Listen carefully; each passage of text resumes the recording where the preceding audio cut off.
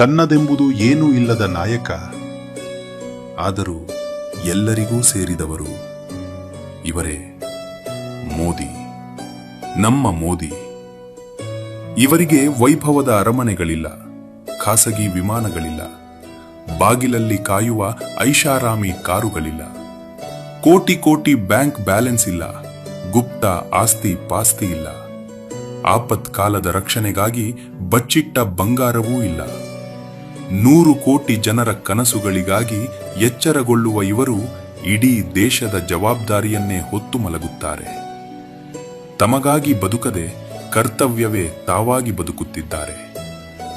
ಜಗತ್ತಿನತ್ತ ಒಮ್ಮೆ ಕಣ್ಣಾಡಿಸಿ ನೋಡಿ.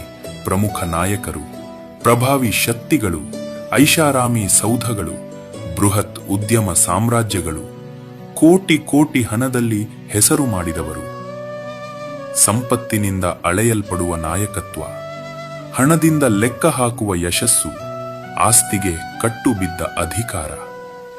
ಆದರೆ ಇಲ್ಲೊಬ್ಬ ವ್ಯಕ್ತಿ ಇದ್ದಾರೆ, ಎಲ್ಲರಿಗಿಂತ ಭಿನ್ನವಾಗಿ ಪ್ರವಾಹಕ್ಕೆ ಎದುರಾಗಿ ಈಜುತ್ತಿರುವವರು. ಜಗತ್ತು ಇನ್ನಷ್ಟು ಗಳಿಸಲು ಓಡುತ್ತಿದ್ದರೆ ಇವರು ಕಡಿಮೆ ಹೊಂದುವುದನ್ನೇ ಆರಿಸಿಕೊಂಡರು. ಇತರರು ಆಸ್ತಿ ಪಾಸ್ತಿಗಳನ್ನು ಕಟ್ಟುಕೊಳ್ಳುತ್ತಿದ್ದರೆ ಇವರು ತಮಗಿದ್ದ ಭೂಮಿಯನ್ನು ದಾನ ಮಾಡಿಬಿಟ್ಟರು.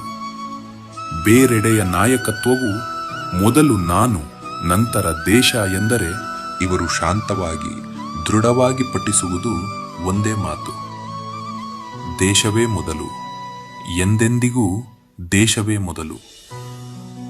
ಕಾಪಾಡಿಕೊಳ್ಳಲು ಯಾವುದೇ ವಂಶ ಪಾರಂಪರ್ಯ ಆಸ್ತಿ ಇಲ್ಲ, ಭವಿಷ್ಯಕ್ಕಾಗಿ ಭದ್ರಪಡಿಸಿಕೊಳ್ಳಬೇಕಾದ ಸಂಪತ್ತಿಲ್ಲ.